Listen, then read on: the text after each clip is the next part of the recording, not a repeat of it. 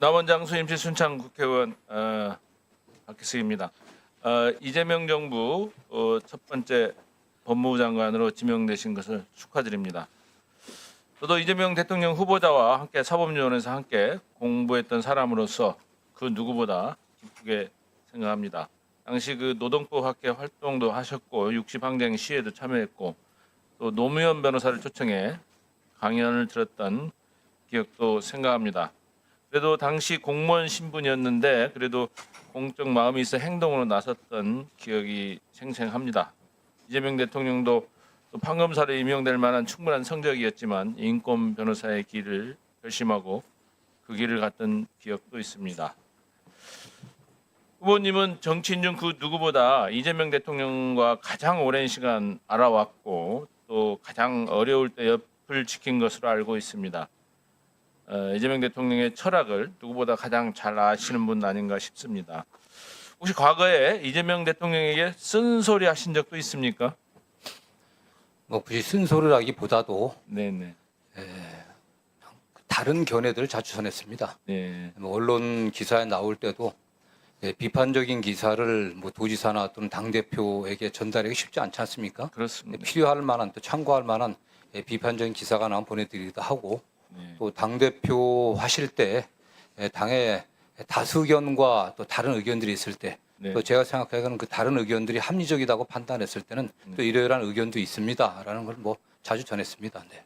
예, 후보자님의 그런 모습들이 아마 여기 국민의힘 우리 야당 측에서도 아마 굉장히 긍정적으로 후보자님을 생각하시는 거 아닌가. 그래서 이재명 정부의 성공을 위해 잘 보자 하시고 필요한 경우 적극적인 조언과 쓴소리도 하실 의향이 있으시죠? 예. 예, 저는 대통령의 어떤 법무 참모로서 네.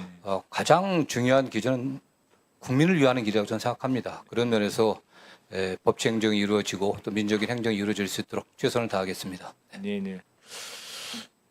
그동안 이제 검찰이 뭐 수사권, 수사 지휘권, 종결권, 영장, 기소 독점, 공소 유지, 형 집행권 등 지나치게 이제 강력한 권한을 행사해 왔고 이런 것들이 또 정치적 편향성, 과잉 수사, 과소 수사, 봐주기 수사, 인권 침해 등 많은 문제를 야기를 했습니다. 그래서 오전에도 질의에 답변하실 때 어쨌든 수사 기소 분리를 통해서 상호 견제 구조를 만드는 것에 동의하신다고 그러셨죠? 예, 그렇습니다. 네. 네.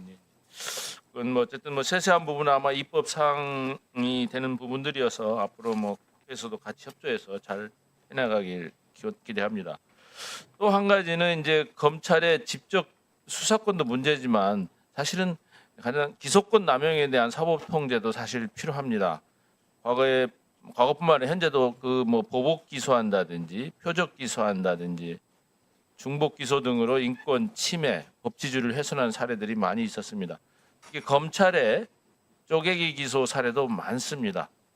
뭐 여러 가지 이유를 들지만 쪼개기 기소를 하다 보면 이제 미결 구금 일수가 장기화될 수가 있고 이미 확정 판결을 받은 후 다시 확정 판결을 받아서 수감될 수 있는데 이러한 문제점들은 인식하고 계십니까? 예, 잘 알고 있습니다. 네. 최근에 그 지금 현재도 수감돼 있는 이상직 전 의원 사례가 지금 대표적입니다. 사실은 이상직 전 의원은 2023년 4월에 특경가법 위반죄로 징역 6년이 확정됐습니다. 지금 대법원 판결까지 확정됐기 때문에 제가 뭐 여기에 대해서 형량의 적정함에 대해서는 말하기는 그렇습니다만 사실 이 회사가 지금 회생 절차를 거쳐서 회사도 넘어갔고 사실은 무일푼이 됐는데 어떻게 보면은 예전에 우리가 대기업 오너들에 대한 재판에서 보통 뭐 집행유예 3년에 5년 하는 그런 정도의 사안인 걸로 저도 알고 있는데 어쨌든 뭐 징역 6년이 확정됐습니다. 그럼에도 불구하고 또 검찰은 이 업무방해죄 또 특경가법 배임을 각각 또 기소해가지고 지금 1심에서 징역 1년 유언 또 징역 2년을 선고받고 지금 항소심 재판 중에 있습니다. 충분히 병행 앞에서 재판을 받게 할 수 있었음에도 피고인을 괴롭히기 위해서 이렇게 쪼개기 기소를 하고 있고 또 최근에는 아마 또 문재인 대통령 전 대통령과 함께 또 추가 기소를 또 하나 한 것도 알고 있습니다. 검사의 기소권 남용에 대한 사법 통제를 실질화를 위해서 재정 신청 전담 재판부를 설치한다든지 또 이러한 사건들에 대한 공소유지 전담 변호사 도입 등 검찰의 기소권 남용에 대한 오남용 통제 방안에 대해서 좀 생각한 게 있으면 좀 말씀해 주시기 바랍니다. 예.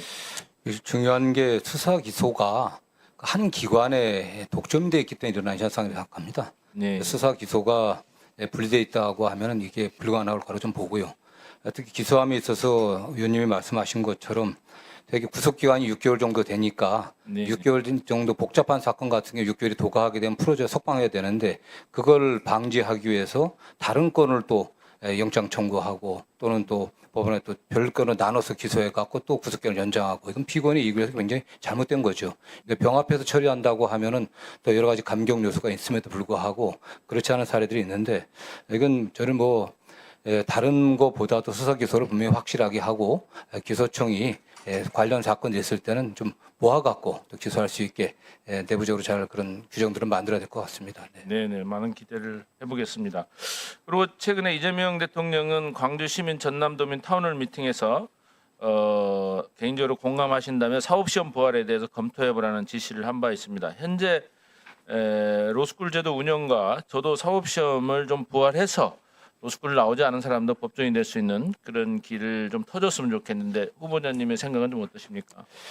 이거 어려운 문제인 것 같습니다. 사법시험 제도를 폐지하고 변호사 시험 제도, 로스쿨 제도로 바뀐 게 그 당시에 있었던 고시낭인이라든가 또는 사법시험 준비하는 과정에서 많은 인원들이 모이는 바람에 국가적인 인재 낭비가 아니냐 이런 비판이 있었던 것 같습니다. 그리고 국민에게 좀 저렴한 수가로 또 양질의 법률 서비스를 제공할 수 있는 많은 법조인들이 배출돼야 된다 이런 요구가 있었지만은 또 부작용도 또 있는 것 같습니다. 변호사 시험 시행 이후에 또 음서제로 흐르고 있다 이런 비판도 있습니다. 변신앙인이 또 양산되고 있고 또 경제적 여유가 있는 그런 학생들만 또 들어가는 게 아니냐 이런 비판이 있는데 어쨌든 이게 지금 단연간 시행되어 왔기 때문에 쉽게 해소해야 할 문제는 아니고 좀 실태를 좀 명확하게 파악해 본 다음에 법적의 전반에 의견을 좀 들어야 될 상황으로 보고 있습니다. 네.